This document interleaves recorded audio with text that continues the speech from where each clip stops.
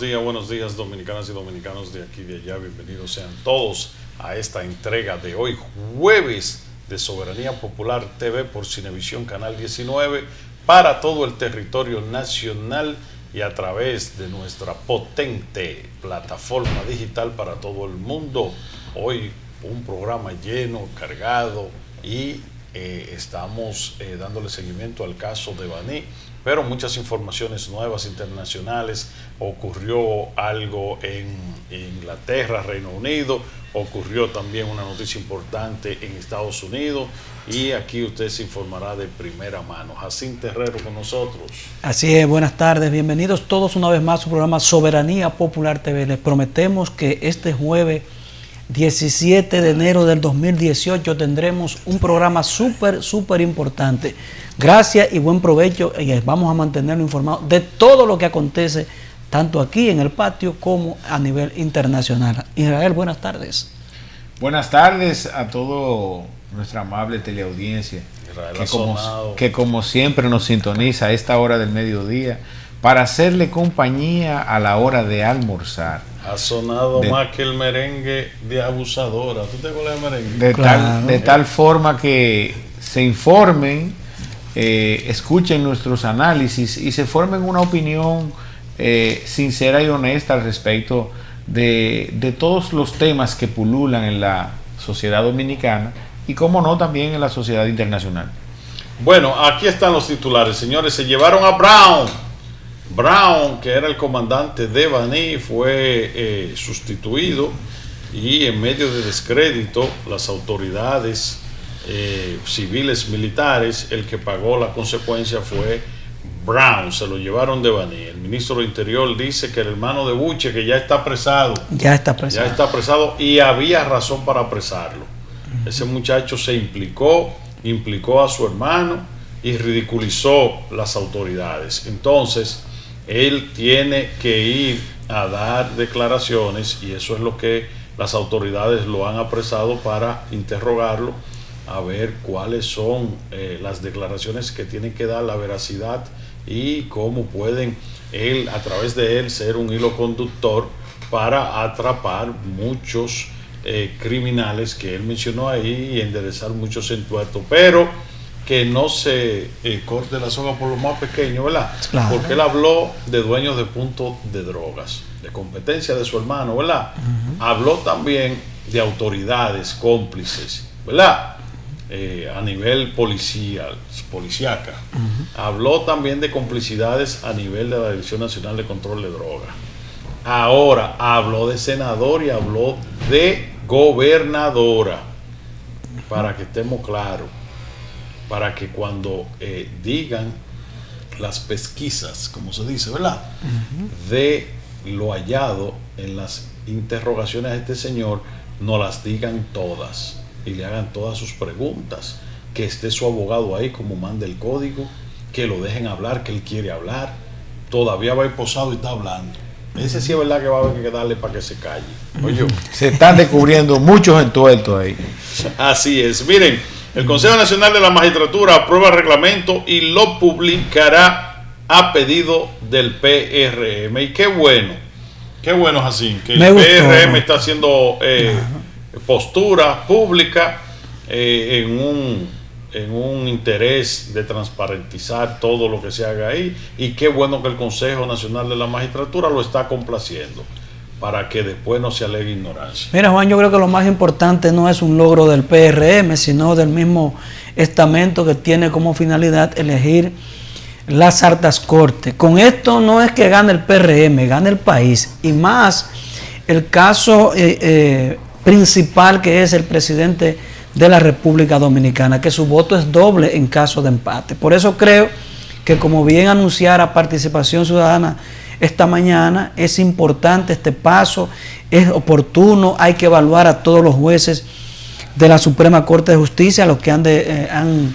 optado por ser reelectos, y también que la sociedad dominicana pueda rescudriñar y hacerle llegar al Consejo de la Magistratura, a través del portal, de los mecanismos que ellos entiendan conveniente, de quién debe ocupar una de las altas cortes. No es imponiéndole nada, sino es que mientras más argumentos usted tiene para votar o rechazar una persona, pues es más la experiencia, es más fácil decir no, esa persona tiene un arraigo de la sociedad importante, tiene una conducta intachable y por ende merece estar en una de las altas cortes que está ahora mismo el Consejo Nacional de la Magistratura llamado a evaluar.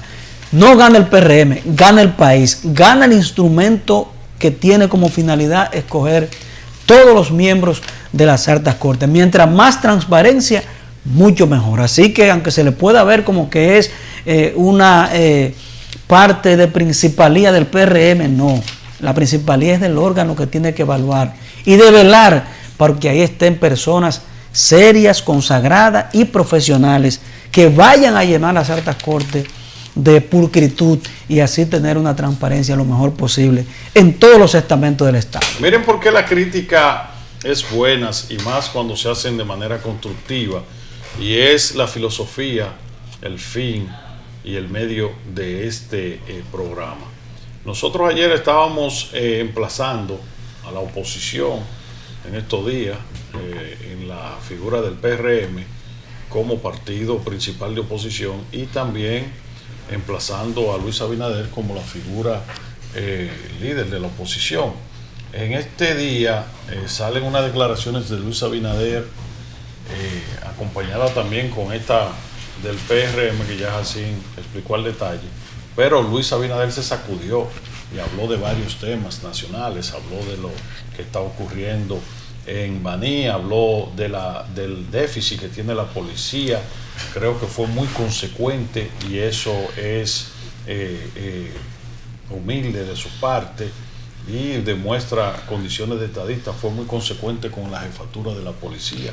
Parece que Luis tiene de verdad, señores, un criterio definido en cuanto a la seguridad del país.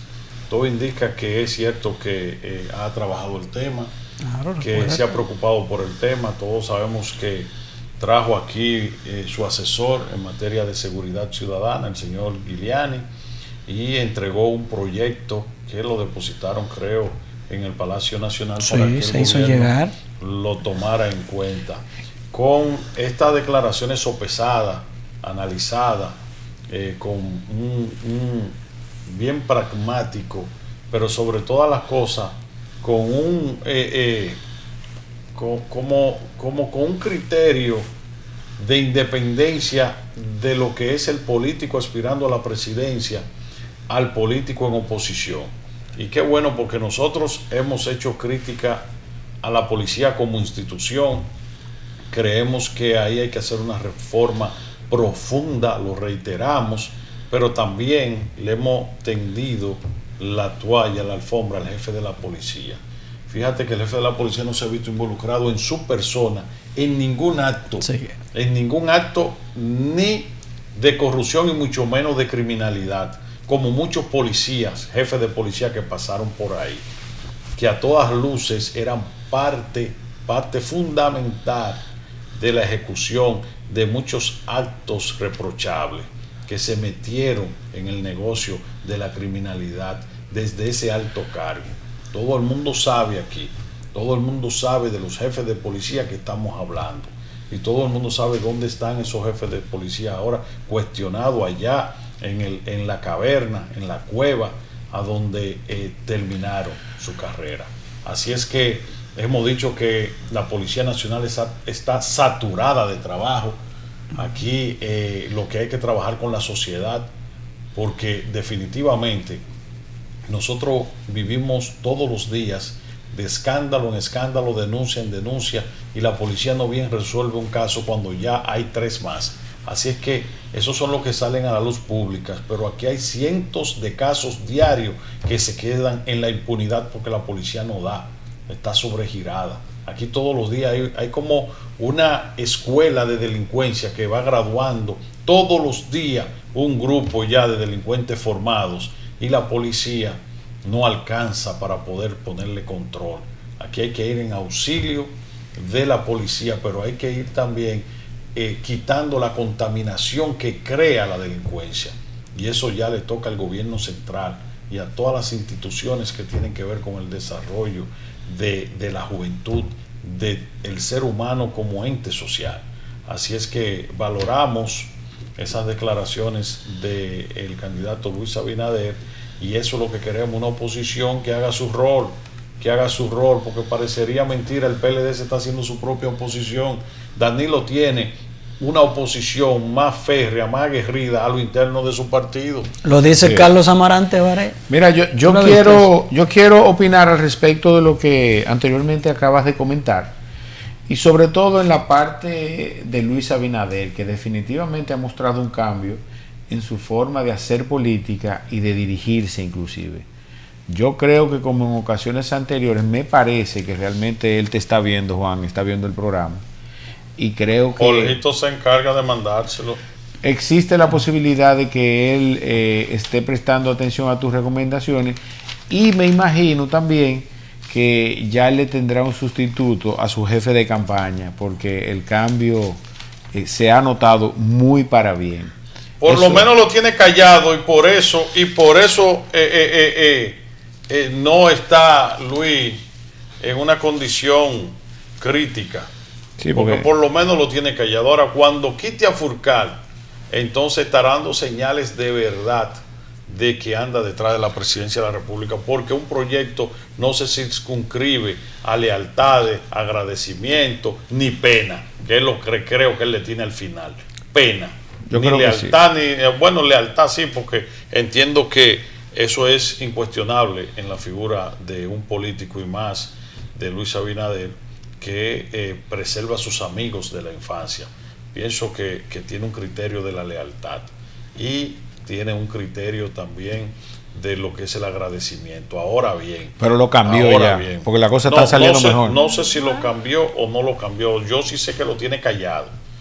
Por lo menos lo tiene callado. Ahora debe de cambiarlo, anunciárselo al país. El día que presente una rueda de prensa con una Farideh Raful como su jefa de campaña, cuando presente a un Alfredo Pacheco como su jefe de campaña, y yo te puedo mencionar 20, a Jesús Vázquez Martínez, aunque lo tengan ahí vapuleado en ese caso, en ese mamotreto, si lo presenta como su jefe de campaña, entonces estará Luis diciéndole al país que va detrás de la presidencia de la República. Mientras tanto,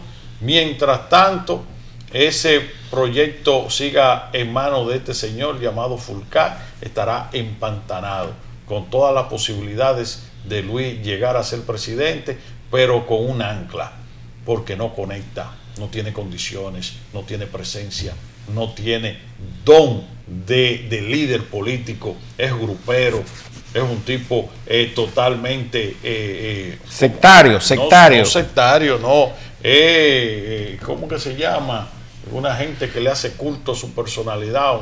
Megalómano. Un tipo megalómano, un tipo que ustedes nunca me han escuchado aquí refiriéndome de ningún ser humano como yo me refiero de él, pero es porque estoy convencido, porque lo viví en carne propia. ¿Y por qué? Porque aunque uno no pertenezca a esa parcela política, el que tiene criterio de lo que es el Estado, de lo que es la política como ciencia, el que tiene un criterio de lo que es la separación de los poderes, de lo importante que son la conjunción de todos estos elementos para el desarrollo de un país, entiende que la oposición es no necesaria, no, es imprescindible en un sistema político. Un sistema político que no cuente con una diversidad de criterios que se debe de expresar en la oposición es un sistema político autoritario y colapsado, porque nada más hay un criterio para dirigir la cosa pública. Por eso, países que han tenido por muchos años un país controlándolo, terminan en situaciones difíciles, en situaciones, aunque escúchame para concluir ahí, aunque usted lo vea, que experimenten desarrollo en lo interior de su sociedad, se calcome, como es el caso de México. El PRI duró alrededor de un centenar, ¿verdad? De un siglo gobernando. ¿Y qué pasó con la sociedad? Se calcomió, se corrompió, los carteles, la muerte, la destrucción, la mala imagen del país, y eso entonces generó un boomerang retroactivo que se convirtió nuevamente en pobreza. Aunque México es un país rico, entonces está lleno de gente pobre. Y así ha ocurrido en Cuba, un régimen del año 51, que fue la Revolución Cubana, hasta 59. En el 59, que fue la Revolución China, creo que fue en el 51, la Revolución Cubana. Desde el 59, una sola línea política sin oposición. Ahí están los ejemplos. ¿Qué ha pasado en Venezuela después que llegó un régimen autoritario? Una sola voz cantante, una línea política, la pobreza. Entonces nosotros no podemos permitir, aunque tengamos simpatía definida, que este país se quede sin oposición, porque entonces vamos a regímenes autoritarios donde se privatizan los demás poderes, como es la justicia, que todo el mundo sabe que Leonel se le engulló, la privatizó para el PLD y los intereses que defiende. Entonces el Congreso, que se lo adjudicó también y lo privatizó, y entonces el Poder Ejecutivo por demás, que maneja el presupuesto nacional. Entonces, lo que hemos abogado, porque la oposición entienda cuál es su rol, y que se hace oposición dándole la cara a la problemática y a todos los temas que salen del día a día, que afecta a la sociedad. Mira, al final, que era por lo que te quería interrumpir, entiendo que lo que explicas da el traste con la situación de Luis Abinader y su jefe de campaña en función del cambio positivo o negativo que pueda resultar de él cambiar a su jefe de campaña. Eso fue lo que yo entendí. Por otro lado, entonces, referirme al tema de la Policía Nacional, que le tocó a este jefe de la policía, en función de todas las situaciones que le ha tocado administrar, pues desenvolverse en este escenario. Y lo primero que quiero decir es que con todos los defectos que tiene nuestra policía, definitivamente la falta de educación, la situación económica y también la falta de seguridad necesariamente hace indispensable el cuerpo que actualmente tenemos como Policía Nacional. Señores, y ustedes me corregirán, Jacín, y tú, Juan, y lo digo por una situación que tuvimos Juan y yo hace unos días en plena Avenida Bolívar. República Dominicana, sin el cuerpo policial que tenemos, con los defectos que tiene, no resiste 2 horas de libre tránsito y de libre socialización en República Dominicana. Yo estimo que 2 horas no resiste.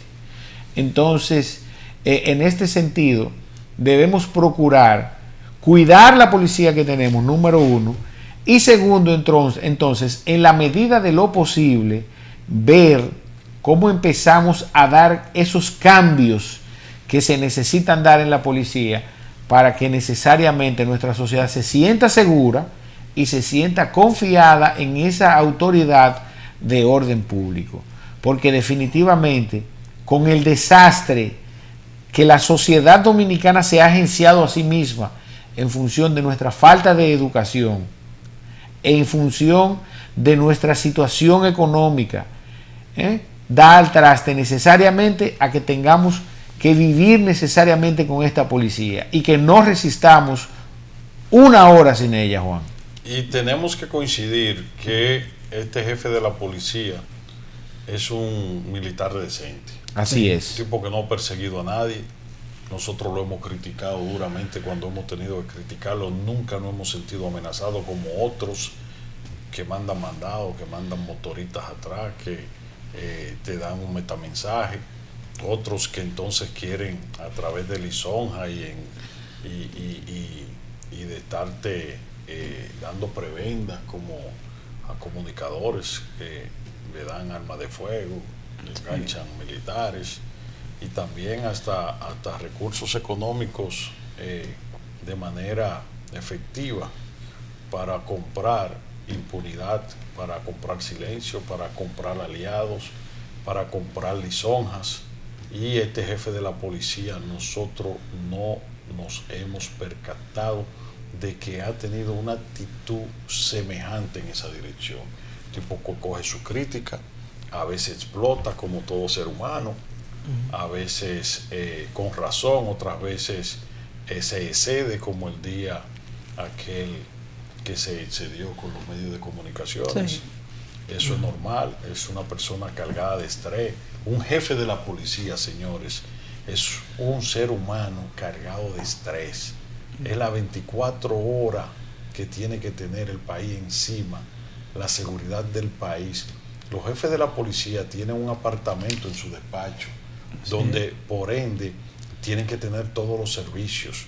Un jefe de la policía muchas veces duerme en su despacho a ley de una llamada, porque en la madrugada ocurren la mayoría de esos casos que son de connotación pública, porque la delincuencia donde tiene mejor escenario para operar es en las madrugadas, y ya en la mañanita tiene que darle un informe al primer mandatario, y ahí empieza el día entonces para los casos normales de falta de convivencia entre la sociedad entre sí, ¿verdad?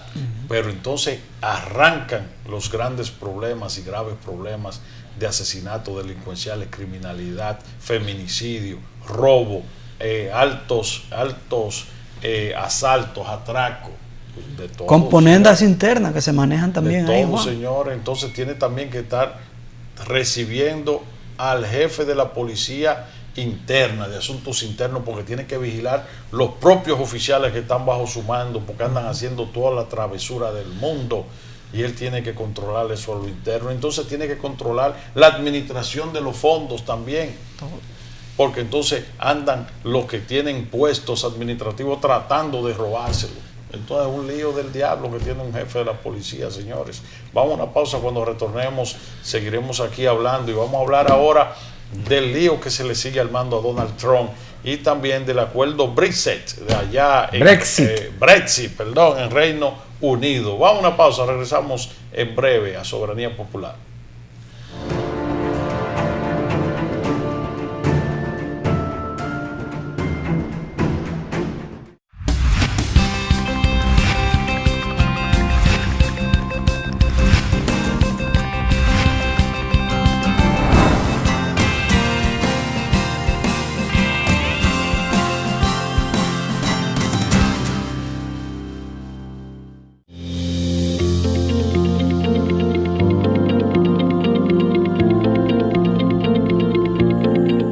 Es una carrera emocionante que empezó de un simple relajo de que los que no podíamos ir a Miami por cuestiones económicas, por tiempo, decidimos hacerla ese día. Y fue una carrera maravillosa. ¿Por qué se llama Miami en Olla? Porque cayó justamente el día del maratón de Miami. Es una carrera que todos los días va renovando. En cantidad de corredores empezó con 200, 300 y estamos ya casi en los 1000 corredores. Es la mejor carrera del año. Te invito, ven al Miami en Olla este 20 de enero.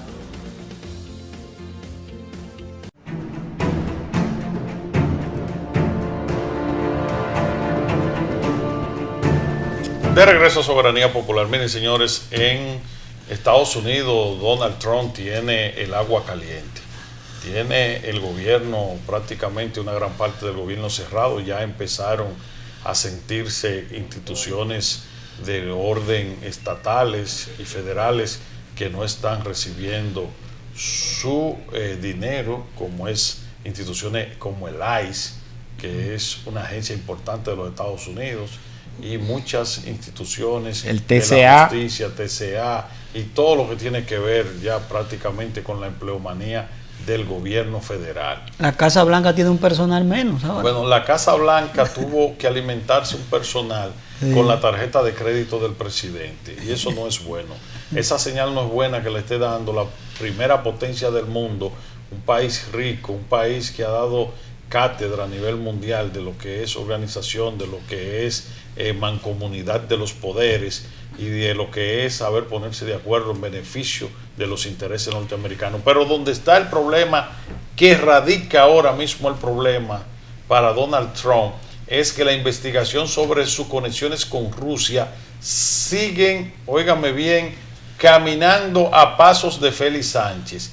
Y ahora le tocó ser investigado a su abogado, que es el ex alcalde Giuliani, el mismo que asesor de Luis Abinader aquí, es el abogado de Donald Trump. Y resulta que Giuliani ahora dice que nunca dijo que la campaña de Donald Trump y que algunos miembros de la campaña no estuvieran ligados a la conexión Rusia, que él solo dijo que Donald Trump no estaba ligado. O sea, se está desdiciendo, porque cuando se le preguntó con relación a ese tema, él dijo que Donald Trump ni nada que le ligue, ¿verdad?, estaba ligado, valga la redundancia, al tema de la conexión Rusia. Ahora han demostrado, han descubierto que los principales jefes y la campaña en sí estaba ligada. Entonces, como existe el perjurio en Estados Unidos, ¿verdad? Así es. Él ahora dice, no, yo no dije eso. Yo dije que Donald Trump, y eso lo retengo. Ahora, de la campaña yo no hablé, y es un viejo veterano, abogado. Entonces ahora se sale de eso. En otro orden, Gran Bretaña empantanada con el Brexit. Ustedes saben que Gran Bretaña decidió salir de la Unión Europea, su población votó, hubo un plebiscito que votó a favor de retirarse de la Unión Europea. Ya se están dando los aprestos para que pueda independizarse, y los estados que son asociados entonces tendrían ya que ir comunicando directamente sus economías, su moneda, la visa, el problema de relaciones diplomáticas, y parece ser que eso se está complicando. Mira, Juan, en función de lo que el acuerdo Brexit en comunidad con la Unión Europea, desde un principio los miembros de ese país, del United Kingdom, nunca aceptaron el unificar su moneda. Escúchame. Reino Unidos, para la gente de Sabana Perdida, Guaricano, Lobato. Perdón. Reino Unido. Que de este lado habla la élite. Perdón. Reino Unido, definitivamente, nunca aceptaron el unificar su moneda.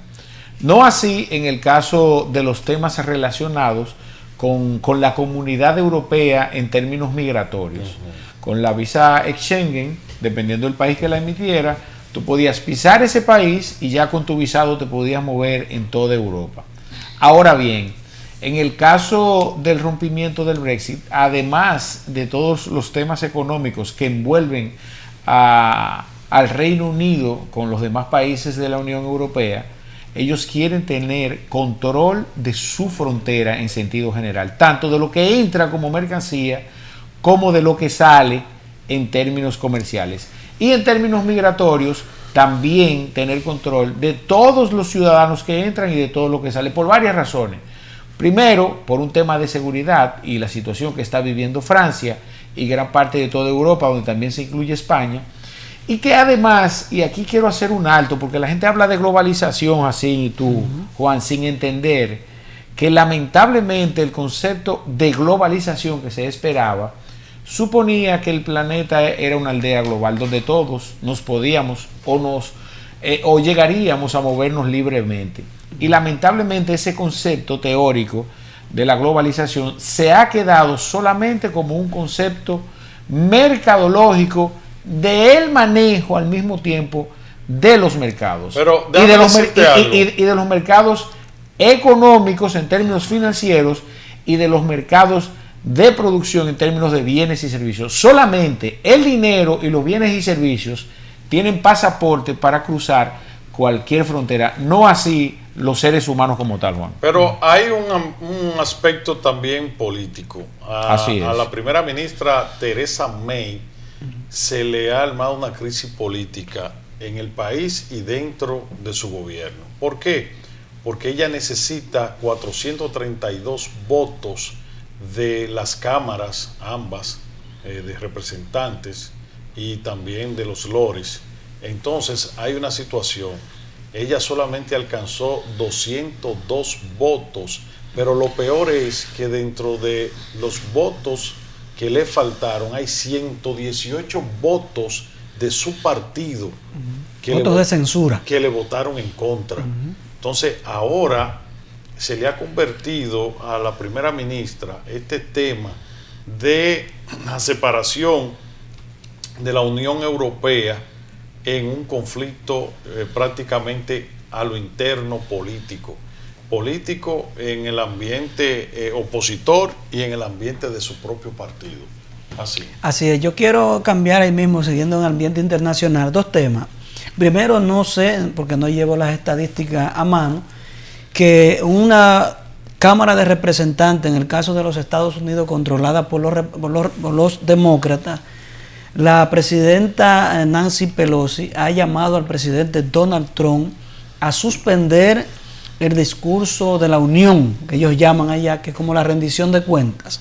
Ahora, ellos dicen que está pidiendo que lo posponga, producto, señores, del cierre parcial del gobierno, para que ustedes vean a dónde hemos llegado. Eso sería histórico, óyese eso bien, nunca ha ocurrido. Óyese bien, donde está llegando ya esa situación. Ni en tiempos de guerra eso ha ocurrido. Así es, eso lo dijo esta mañana la presidenta de la Cámara Representante de allá, de los Estados Unidos. ¿Y Venezuela? Y en Venezuela, señores, a última hora, ahora mismo, militares acaban de dar una rueda de prensa rechazando a Maduro, desconociendo el mandato de Maduro. Ya sí es verdad que están para que ustedes vean lo que va tomando ya el caso de Venezuela, que está ahora en el punto neurálgico, porque ayer los Estados Unidos reconocieron a Juan Guaidó como verdadero y legítimo presidente de la Asamblea y del gobierno de Venezuela. Lo mismo pasa con Bolsonaro en Brasil y también el presidente de Argentina, Macri. Esto va tomando otro giro. Miren, ahí tienen las imágenes. Eso es, óigase bien, hasta sonido tiene, de los militares llamando a desconocer el mandato de Nicolás Maduro. Vamos a una pausa, señores. Cuando retornemos, Israel Abreu tiene dos papas calientes. Primero, el déficit eléctrico, y segundo, la eliminación del anticipo, que dicen por ahí que es un fraude. Vamos a una pausa, retornamos en breve. Políticas Públicas viene ahorita y nosotros somos Soberanía Popular.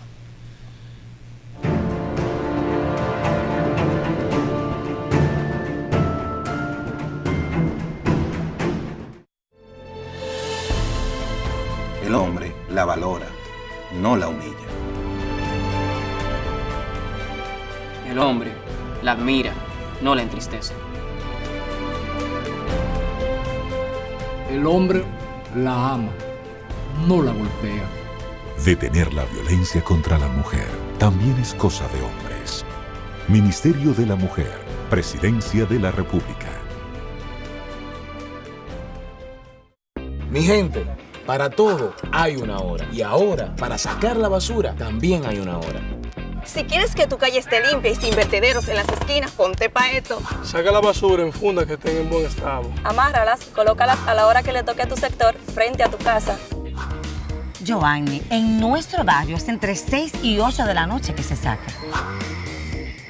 Ah, y otra cosa, el carro no lo parques frente a los tanques de basura para que cuando pase el camión pueda vaciarlos. Saca la basura a tiempo y nuestra ciudad tendrá menos tiempo con basura. Este 20 y 21 de octubre, recibe en tu casa a los voluntarios de Educación Ciudadana y entérate cómo pones de tu parte para hacer de Santo Domingo la ciudad que todos queremos.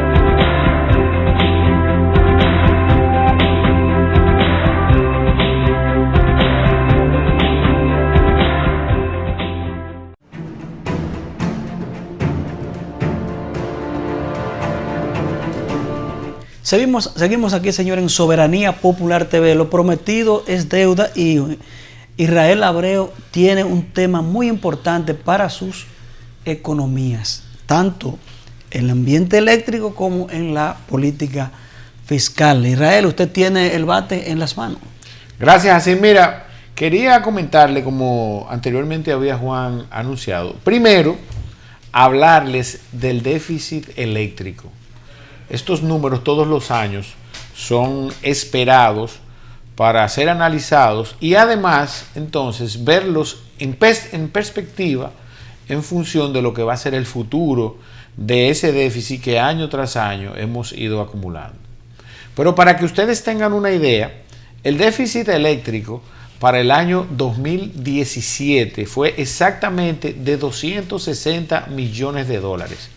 Eso equivale, para que tengan una idea, a más o menos 22 millones de dólares mensuales.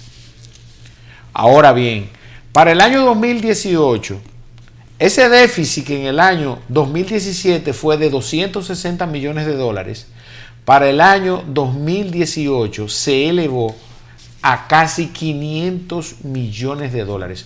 Un aumento de 240 millones, casi un 100% de lo que fue el déficit para el año 2017. Es así. Son números impresionantes. Ahora bien, ¿a qué se le atribuye este déficit tan importante? Al parecer, el sistema no tuvo mejoras desde el punto de vista de la distribución y de la generación, que es donde en República Dominicana tenemos problemas. Primero, el ajuste a la tarifa, en el caso de la producción, y segundo, en el caso de la distribución, la mejora de las redes y la eficientización del cobro de la energía eléctrica. En ese sentido, entonces, República Dominicana consumió por encima de lo que tenía presupuestado 500 millones de dólares. Y aquí voy a pasar así a explicarle a la gente qué es el déficit en el caso energético y en sentido general, desde el punto de vista financiero, aplica en todos los órdenes. Imaginémonos que nosotros tenemos un presupuesto promedio para el consumo de energía eléctrica de nuestros hogares de 10,000 pesos, un número redondo y fácil de manejar. Sí. ¿Qué pasa? Que empezó el mes de enero, cierra el mes de enero y la distribuidora, cualquiera que fuere, de norte, de sur, de este, por poner un ejemplo, o cualquiera de las otras que distribuye energía eléctrica, corta la factura y nos envía el recibo de la factura eléctrica. Ya nosotros tenemos presupuestado que esa energía eléctrica no nos va a pasar de 10,000 pesos, pero nos llega de 18, que es más o menos el equivalente del aumento que hemos tenido en el déficit para el año 2018. Eso es gravísimo. Y esa familia, al igual que el Estado Dominicano, tiene planificado lo que va a gastar en energía eléctrica, que eran 10,000 pesos. Pero ¿qué pasó? La energía eléctrica subió por la factura petrolera en este caso, y esa familia, esos ciudadanos tuvieron que buscar 8,000 pesos por otro lado. Pero ¿cuáles son esos otros lados? Esos otros lados son una tarjeta de crédito, un préstamo, ¿verdad? O un crédito inclusive del mismo proveedor del servicio, para que la gente entienda. Eso es el déficit. Y finalmente, ¿quiénes vamos a pagar ese déficit que actualmente es de 500 millones de dólares? Para que ustedes más o menos entiendan, eso es el equivalente a 42 millones de dólares mensuales. Ay, Dios mío. Y diario es el equivalente a 1.4 millones de dólares. ¿De dónde van a salir esos cuartos? Que es lo interesante. ¿O de quién? ¿De nosotros? De la costilla de nosotros. Eso a nosotros nos lo van a cobrar a través de los impuestos, en la inmensa mayoría de los casos, número uno.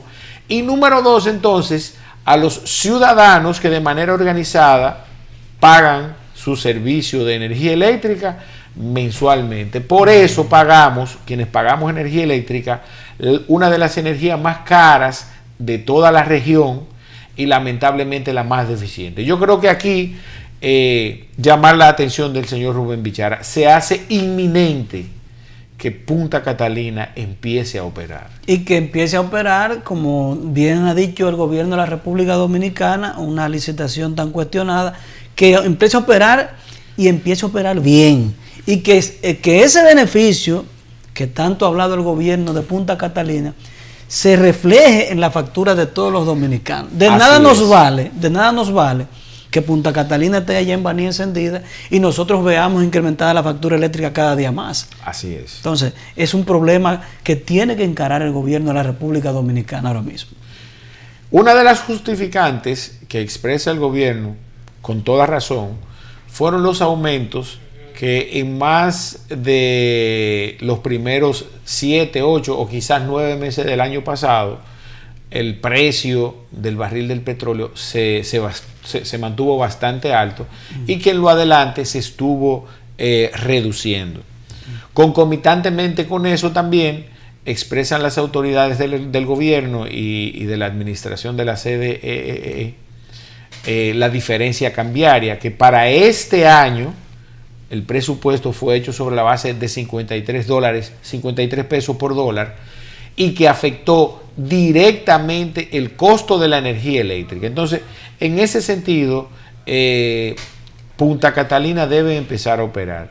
Que si será cierto, que si se va a negociar, que si no se va a negociar, perfecto, lleguemos al acuerdo que haya que llegar.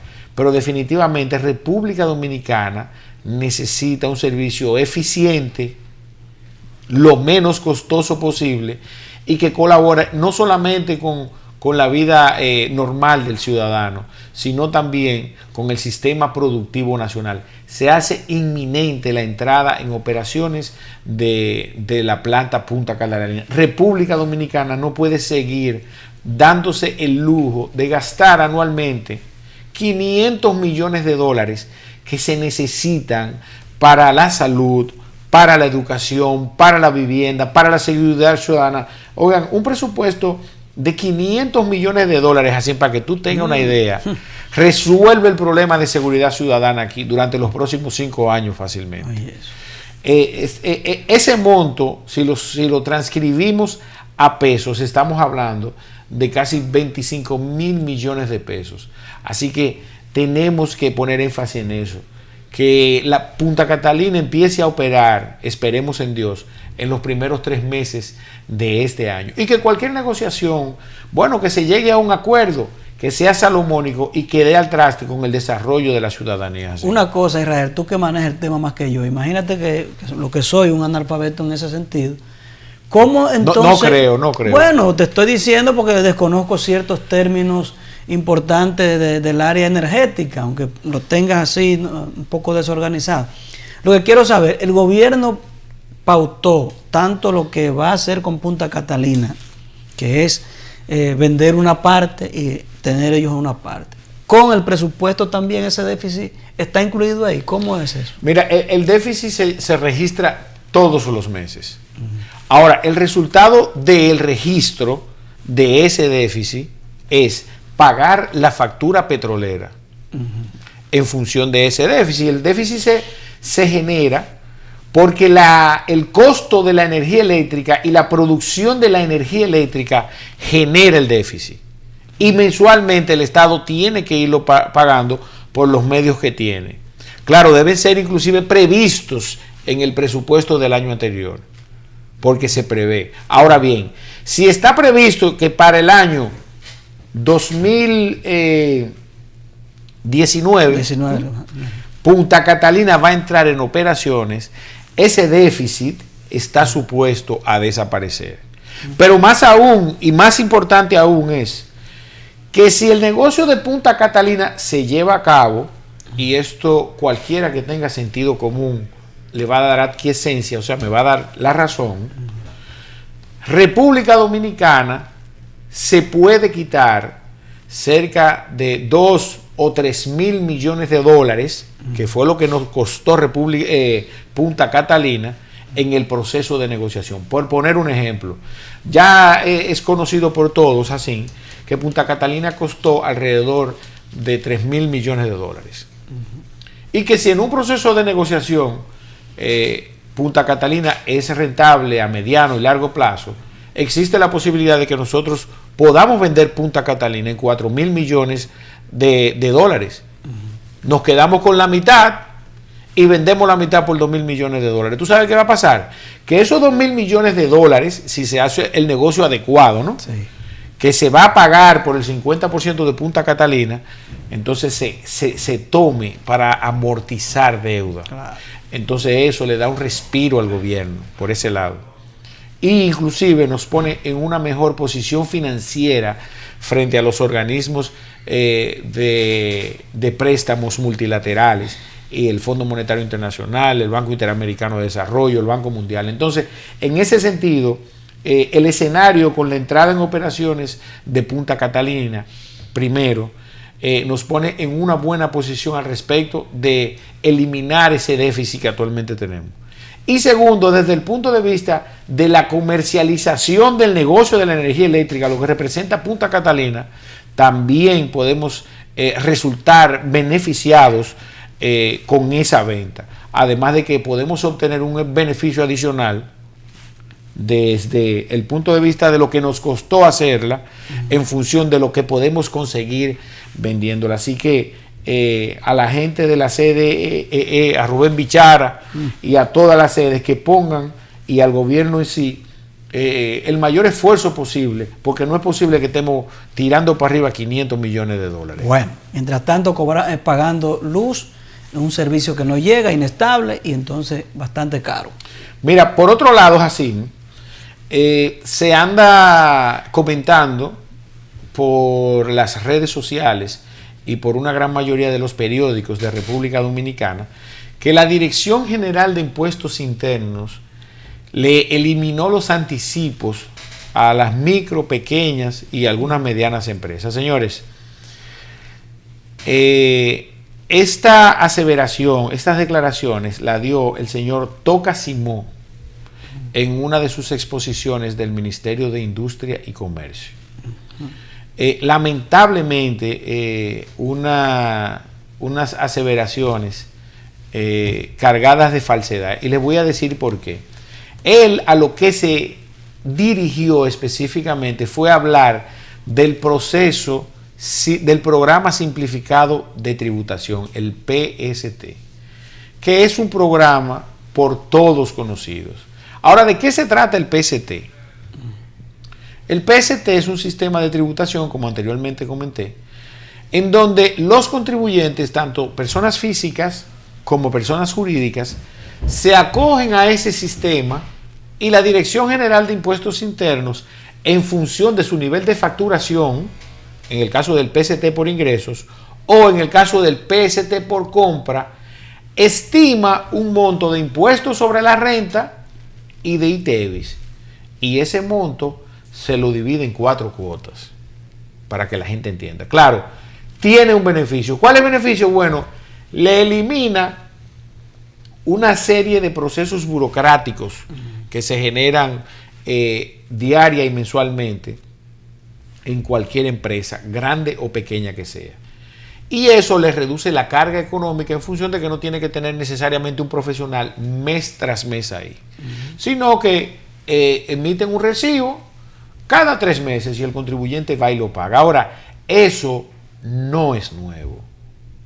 Los procesos, los programas simplificados de tributación tienen años ahí. De hecho, el primer programa simplificado de tributación lo aprobó Hipólito Mejía con la ley 147-00.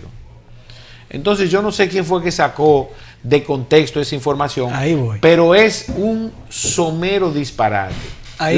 La Dirección General de Impuestos Internos por sí sola no tiene autoridad para eliminar un impuesto.